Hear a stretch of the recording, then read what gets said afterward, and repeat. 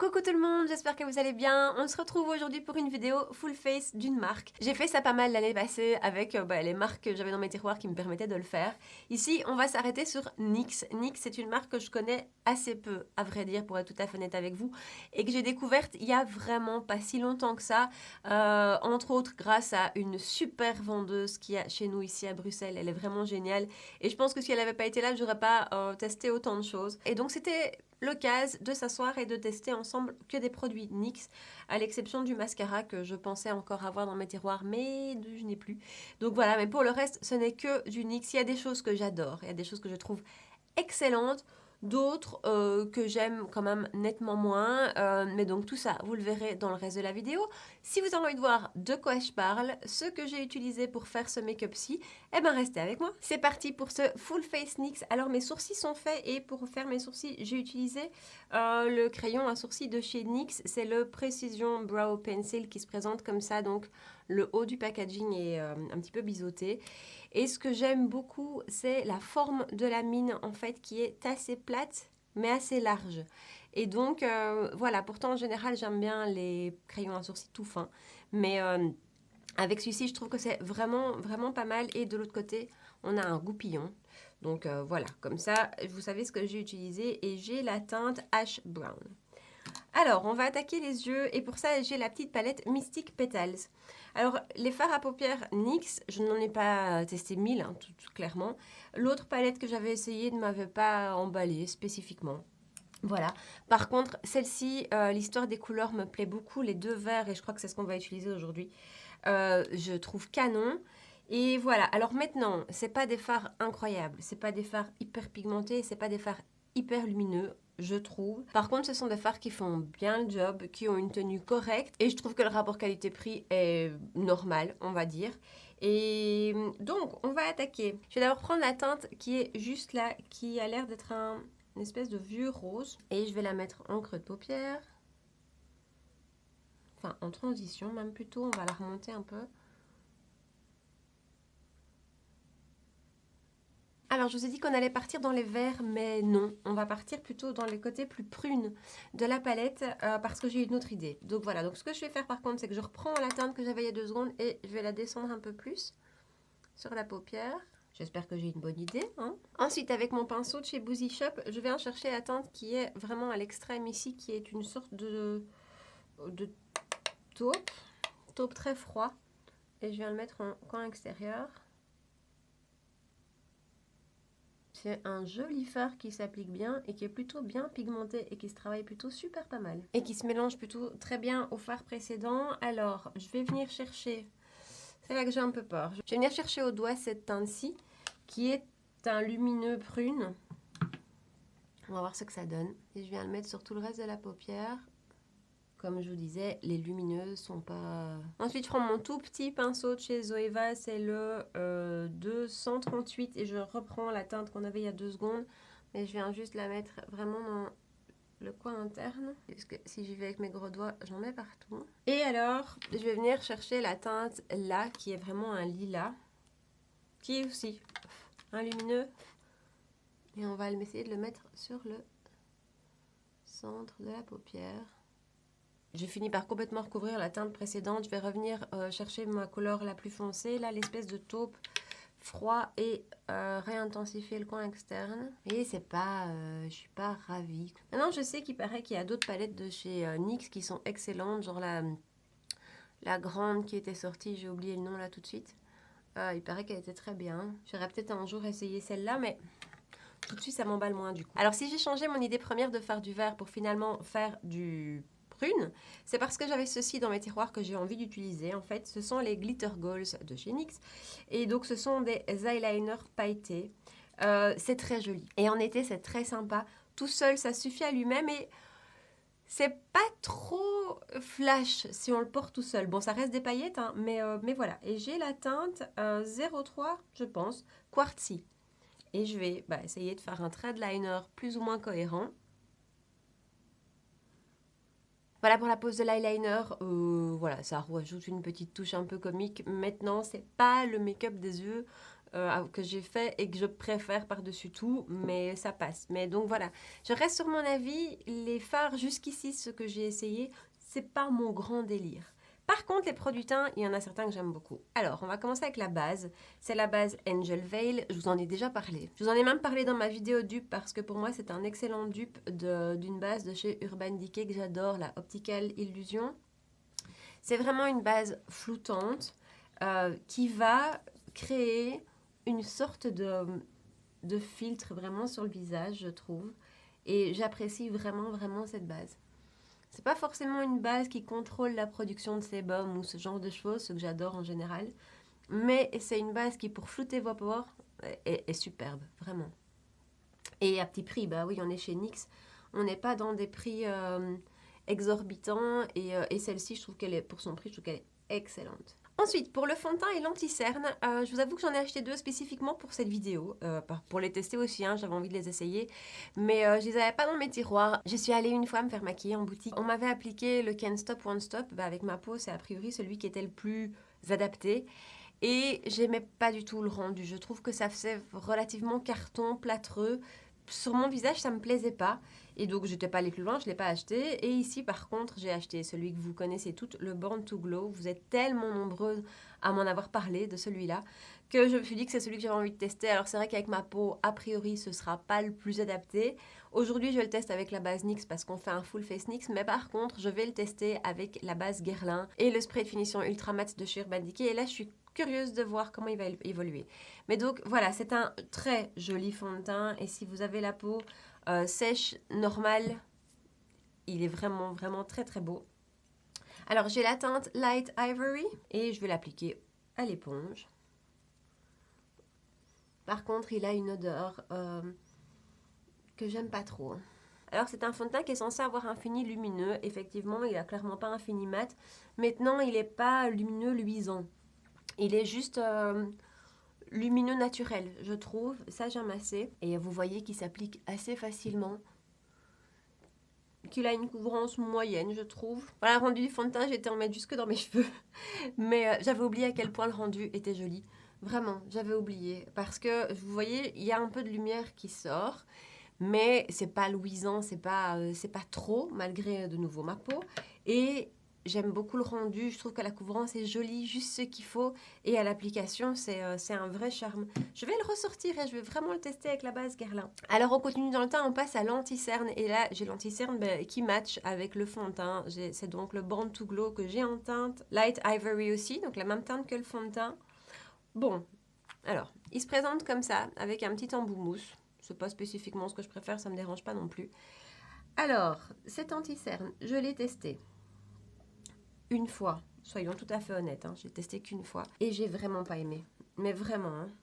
Hein. J'ai trouvé qu'il filait à mort dans les plis et donc je ne l'ai jamais retesté en fait parce que j'en ai eu d'autres entre temps que j'ai essayé et donc c'est un peu la première fois que je le reteste.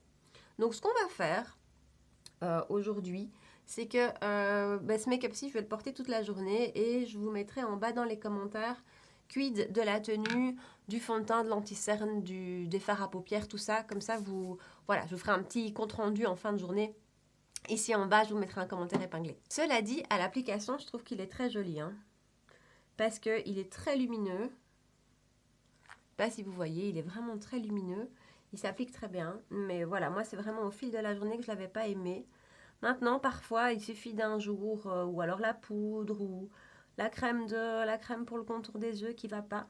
Donc, je vous dis peut-être que quand je vous ferai un petit point ce soir, peut-être que je serai plus emballée. Bon, je vais quand même venir le poudrer, puisque je vous dis, moi, le gros souci, c'est qu'il avait filé à mort dans les plis. Je n'ai pas de poudre de finition de la marque, donc je vais prendre ma essence, que vous savez, hein, j'utilise plus que ça pratiquement. Malgré le fait qu'on poudre l'anti-cerne, il reste lumineux en dessous, et ça, c'est sympa.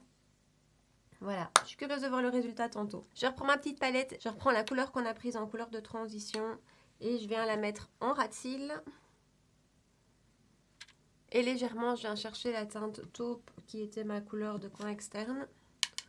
Et je vais la mettre en coin externe. Alors pour le mascara, je n'ai plus de mascara NYX. J'étais sûre en préparant cette vidéo que j'avais encore le Under Eyes qui est celui avec le packaging rose que j'aimais beaucoup. J'étais sûre que je l'avais encore et je pense qu'il est passé à la trappe pendant le déménagement parce qu'effectivement de toute façon il avait plus de 3 mois donc c'était mieux de m'en séparer, mais j'étais sûre que je l'avais encore, je ne l'ai plus. Donc celui-là il est vraiment très bien. L'autre aussi, le Worth the Hype, il est très chouette aussi. Enfin je les aime beaucoup tous les deux. Mais pour le coup, je vais en utiliser un autre que j'ai plus utilisé depuis longtemps, c'est le duo de chez Kiko qui est sorti avec la collection récente, celui dont on a 2 embouts, un côté volume et un côté épaisseur. Et donc je vais vite faire ça.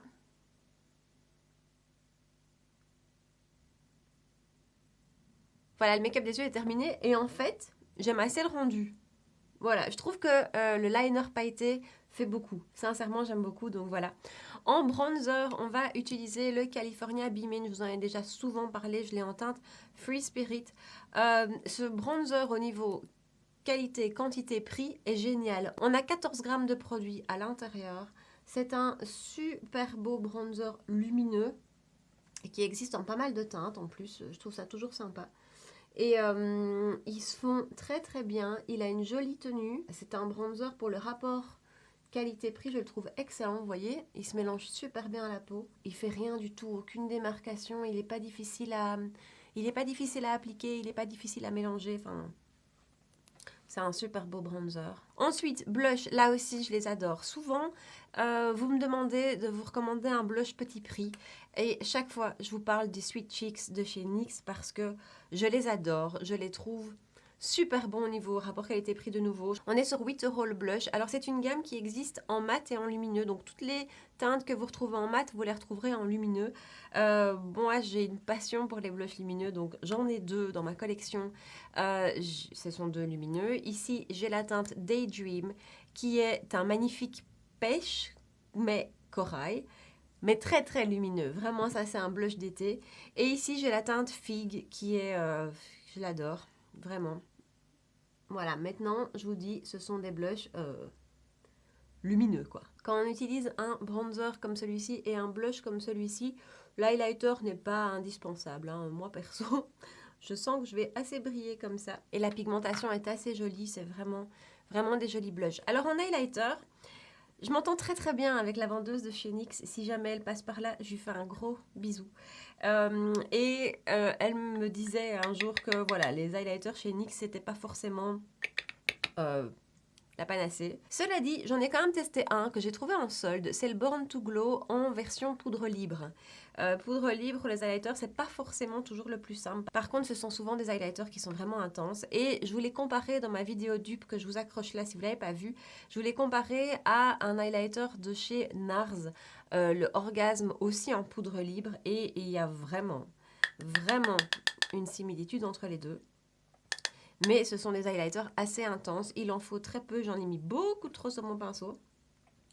On va y aller très mollo. Voilà. Je ne sais pas si vous voyez. J'ai à peine touché. Alors par contre, le problème... Est-ce que vous le voyez? J'ai à peine touché. Hein. C'est dingue ce truc. Le seul souci avec ces highlighters, c'est les teintes. Le choix de teintes n'est vraiment pas exceptionnel et elles sont toutes assez foncées. Donc ici, j'ai la teinte Eternal Glow. Ça va, ça passe. Il a clairement des sous-tons rosés. Hein. Donc ça matche bien avec le make-up du jour. Mais par contre, ils sont hyper intenses. S'ils développent la gamme de couleurs, c'est un super highlighter de nouveau pour un petit prix. Alors en rouge à lèvres, j'ai plusieurs gammes de chez eux. Et le problème, c'est que dans les teintes que j'ai, il n'y a rien qui matche avec le make-up du jour. Donc j'ai d'abord cette gamme-ci qui est vraiment la gamme toute simple. Ce sont les Creamy Lipstick qui se vendent pour rien du tout. J'ai la teinte 532. C'est un super joli nude. Mais quand je vous dis nude, voilà, c'est vraiment un très beau nude. Je pense que je vais utiliser ça. J'ai les lingeries push-up. J'adore ces trucs. Bon, c'est clairement mat et ça a un petit côté peut-être un peu asséchant. Mais le rendu est très joli, la tenue est très très bonne. Et l'application est super, il y a un petit effet mentholé. C'est vraiment un produit que j'aime beaucoup. J'ai ici la teinte Corset que je viens de vous swatcher. Et alors la teinte que j'adorais vraiment, c'est celle-ci. C'est un magnifique brick et c'est la teinte exotique. Celui-là, je l'adore. Ensuite, je viens d'acheter, et j'ai pas encore essayé, les Powder Puff. En fait, ça me faisait très fort penser au Too Faced Peach Puff que j'aime tant. Et donc, je voulais voir si c'était un bon dupe Maintenant, voilà la couleur ici, c'est le beau rouge qui est là. Rouge un peu framboise. C'est la teinte Group Love, donc juste là. Je sais pas vous donner mon avis, j'ai pas encore essayé. Et alors j'ai le Butter Gloss en teinte Madeleine. Et ça m'a été vivement conseillé par ma fameuse conseillère chez eux et je l'aime beaucoup. Il est juste là.